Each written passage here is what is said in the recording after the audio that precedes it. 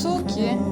حتما به ووایې چې زه فلانی ډاکټر یم، زه فلانی انجینر یم، زه فلانی عالم یم، زه فلانی وکیل یم، زه فلانی تاجر یم، زه فلانی تولید کوونکی یم، زه فلانی استاد یم، او زه د فلانی اولاد یم، او زه د فلانی کورنۍ یم، او زه د فلانی ځای یم.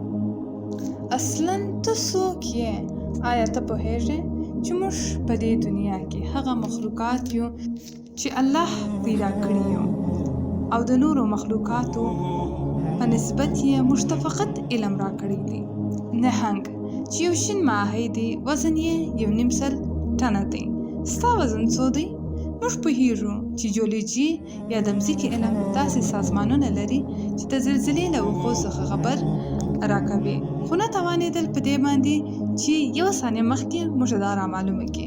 اما الله خره ته دا توانایي ورکړې ده چې وکولای سي 25 دقیقې د مخه د زلزلې څخه خبر سي. سپی داسې د بویولو حس لري چې د انسانانو د بویولو د حس څخه په میلیونونو وارې پورته او ډېر دی. باز 8 برابره د انسان څخه د لیدلو قدرت لري. باز د غرونو څخه پورته د اوبو لاندې ماهي ویني او هغه ښکار کوي.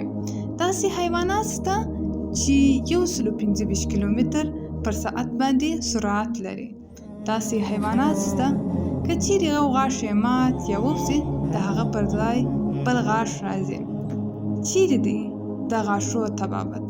داسې حیوانات شته که چیرې لاس یې قطع سي، د 2م ځل لپاره نوی لاس نمو او رشد کوي، چې دا کار د ټول بشریت په توان کې نشته. داسې چینچي شته که چیرې پر مینځ پرې سي، 2 وارې جلا جلا نمو او رشد کوي. نو ته څوک یې؟ ته د خپل رب تر لطف لاندې یې، ته د خپل رب تر پالنې لاندې یې. ستا جسم، صحت، کورنۍ، اولادونه او رزق د الله په لاس کې دی. ته د خپل رب د رحمت څخه بغیر هیڅ نه یې.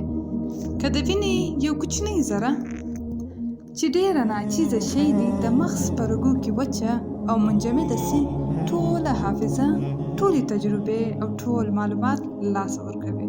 نو پر څه غرور کوي؟